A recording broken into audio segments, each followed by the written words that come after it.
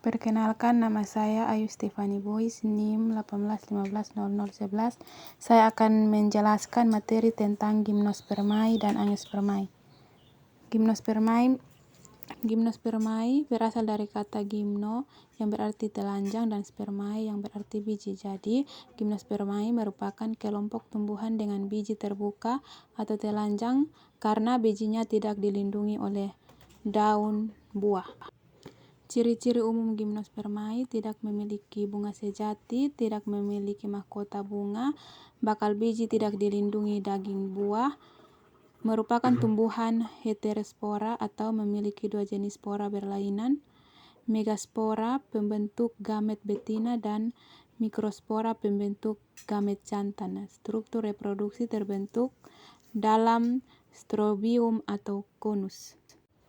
Yang berikut adalah klasifikasi. Klasifikasi gimnospermae ada 4, yaitu Cicadophyta, Pinophyta, Gnetophyta, dan Gingklogophyta. Yang pertama yaitu Pinophyta. Tumbuhan ini banyak tersebar pada daerah beriklim sedang hingga iklim dengan suhu yang rendah.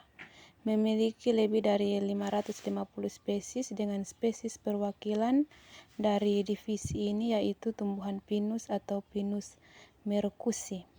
Tumbuhan ini dikenal juga dengan tumbuhan runjung karena memiliki runjung atau kon sebagai organ pembawa biji. Mayoritas anggotanya memiliki tajuk membentuk kerucut dengan daun lancet atau berbentuk jarum.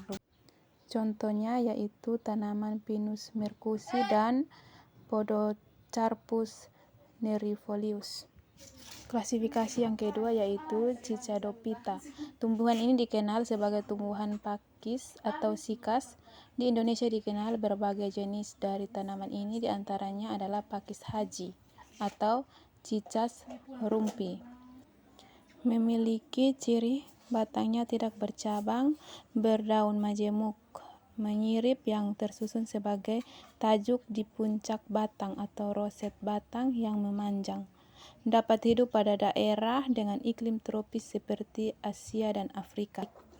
Merupakan sumber bahan dari kertas, kayu lunak, vernis, damar, dan tinta cetak, sehingga sering diburu dan mengakibatkan keberadaannya di alam mulai punah, sampai diburu untuk dikoleksi. Yang ketiga yaitu Gingophyta. Tanaman ini memiliki ciri daun berbentuk kipas, memiliki habitus pohon dengan tinggi bisa mencapai 100 kaki. Pada musim gugur, daunnya dapat gugur dan berubah warna menjadi kuning. Tanaman ini memiliki fungsi sebagai antioksida dan obat bagi bronkitis dan asma. Satu-satunya spesies yang masih hidup adalah Ginkgo biloba. Yang keempat yaitu Gnetophyta. Gnetophyta dikenal sebagai melinjo atau melinjoan dan merupakan divisi yang paling dianggap maju karena kemiripan strukturnya dengan angiospermae. Gnetophyta tersebar luas dari daerah gurun hingga hutan hujan tropis. Spesies perwakilan dari divisi ini ialah melinjo atau Gnentum gnemon. Ciri dari tanaman ini yaitu daunnya tunggal, duduk daunnya berhadapan, batangnya berkayu dengan tanpa saluran resin, memiliki bunga majemuk berbentuk bulir yang keluar dari ketiak daun. Yang berikut yaitu reproduksi dari gimnospermae. Tumbuhan berbiji terbuka ini menghasilkan heterospora, yakni berupa megaspora dan mikrospora. Mikrospora tersebut berkembang menjadi mikrogametofit atau gametofit jantan berisi serbuk sari, sedangkan untuk megaspora itu berkembang menjadi megagametofit atau gametofit betina.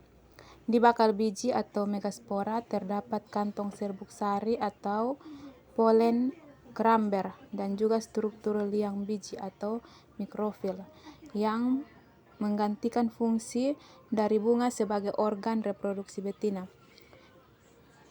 Setelah serbuk sari tersebut dilepas, maka butir serbuk sari itu akan menjadi sperma. Saat penyerbukan, serbuk sari tersebut akan melekat pada bakal biji, yang setelah itu sperma bergerak menuju sel telur melalui bulu serbuk sari. Dan apabila terjadi pembuahan, maka terbentuklah sigot yang berkembang menjadi embrio dan juga biji. Apabila biji jatuh di tempat yang sesuai, maka biji tersebut akan tumbuh dan juga berkembang menjadi tumbuhan baru. Yang kedua yaitu angiospermae atau tumbuhan berbiji tertutup. Angiospermae adalah tumbuhan yang bakal bijinya tersimpan dalam daun buah atau daging buah.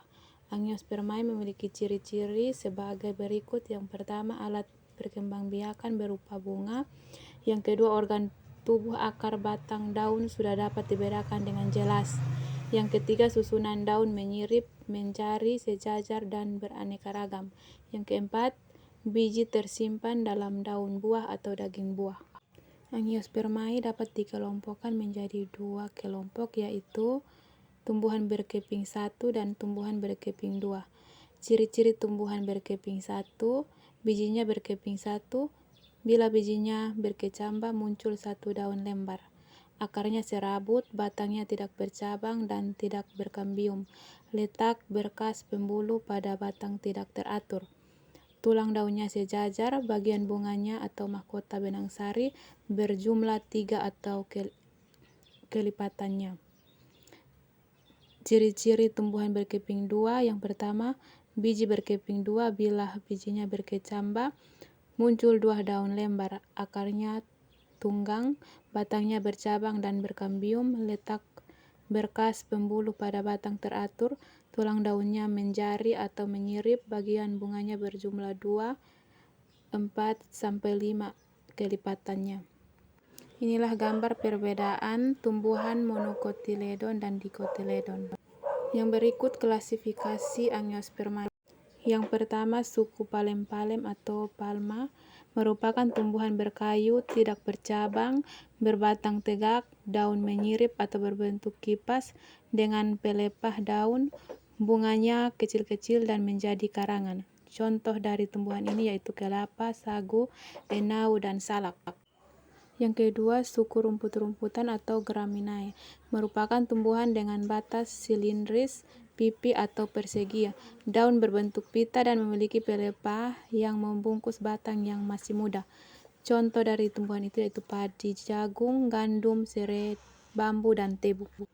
Yang ketiga, suku pisang-pisangan atau Musaceae merupakan tumbuhan dengan batang semu atau pelepah daun yang saling membungkus yang membentuk batang, daun lembar, bunga berbentuk karangan, buahnya buni. Contoh pisang dan pisang kipas.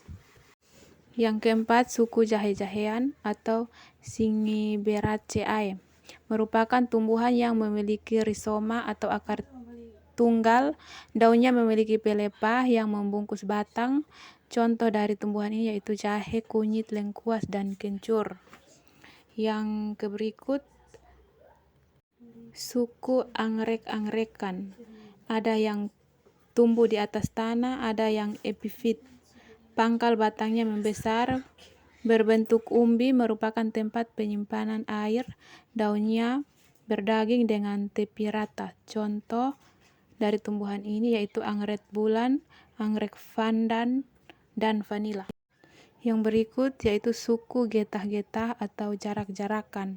Umumnya memiliki batang yang bergetah, buahnya buah kendaga atau buah yang memiliki 3 ruang. Setiap ruang berisi sebuah biji. Contoh dari tumbuhan ini yaitu ceremai, ubi kayu, karet, puring, dan jarak. Yang berikut suku terung-terungan. Umumnya berupa semak, bunganya terbentuk terompet atau bintang, jumlah mahkota bunganya 5 dan saling melekat, benang sari 5, putik 1. Contohnya yaitu kentang, terung, cabai, tomat. Yang berikut suku jambu-jambuan. Umumnya berupa perdu atau pohon.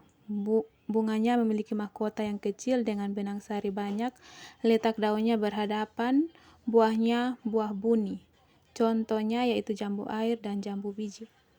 Yang berikut suku Compositae merupakan tumbuhan yang memiliki bunga majemuk, yaitu dalam satu tangkai bunga terdiri dari lebih satu bunga tunggal. Contoh tumbuhan ini yaitu bunga matahari, bunga dahlia, aster, dan kerisan. Yang berikut suku kacang-kacangan. Tumbuhan ini memiliki bunga yang berbentuk kupu-kupu, buah polong. Contoh dari tumbuhan ini yaitu kacang tanam, kacang hijau, kedelai, kacang panjang, dan kacang buncis. Yang berikut suku petain merupakan tumbuhan perdu atau pohon. Buahnya buah polong dan akan pecah bila masak. Contoh dari tumbuhan ini yaitu petai Cina, lamtoro, sengon, dan putri malu. Yang berikut suku johar-joharan merupakan tumbuhan perdu atau pohon. Buahnya buah polong. Contoh dari tumbuhan ini kembang merah, johar, dan flamboyan. Yang berikut suku kapas-kapasan merupakan tumbuhan semak atau perdu. Mahkota bunganya berjumlah 5 dan saling berlekatan. Contoh dari tumbuhan ini yaitu kapas, kembang sepatu, dan waru. Yang berikut reproduksi dari Angiospermae. Angiospermae bereproduksi secara generatif, yaitu pembentukan gamet atau sel kelamin terjadi di bagian bunga. Pada awalnya, perkembangan gametofit betina terjadi karena adanya pembelahan pada inti kandung lembaga primer di dalam megaspora atau bakal biji. Inti kandungan lembaga primer ini akan membelah sebanyak 3 kali sehingga menghasilkan total 8 inti, di mana 3 inti terdapat di daerah mikrofil yang terdiri dari 1 buah sel telur dan 2 buah sel pengampit sel telur yang dinamakan dengan sel sinergid. Kemudian terdapat juga 3 inti yang terdapat di daerah kalasa atau yang biasa disebut dengan antopoda, dan 2 inti lainnya melebur membentuk inti kandungan lembaga sekunder. Sehingga jika total, maka gametofit betina akan menghasilkan sel telur atau N, sel sinergid atau N, dan inti kandungan lembaga sekunder 2N. Sedangkan gametofit jantan terbentuk di dalam kantong sari dan mengalami proses yang dinamakan gametogenesis. Selama proses gametogenesis, inti serbuk sari akan menghasilkan inti generatif dan inti vegetatif. Inti sel generatif ini akan membelah secara mitosis dan akan menghasilkan 2 sel sperma. Nah, kemudian proses pembentukan dapat segera terjadi saat serbuk sari jatuh tepat ke atas kepala putik, sehingga terbentuklah yang dinamakan bulu serbuk sari. Pada ujung bulu serbuk sari terdapat inti vegetatif yang berfungsi sebagai penunjuk jalan bagi 2 sel sperma tadi. Selanjutnya, bulu serbuk sari ini biasanya akan memanjang hingga mencapai bakal biji. Nah, di dalam bakal biji ini sel sperma 1 atau N akan membuahi sel sperma N, sel telur N, sehingga terbentuklah sigot atau 2N.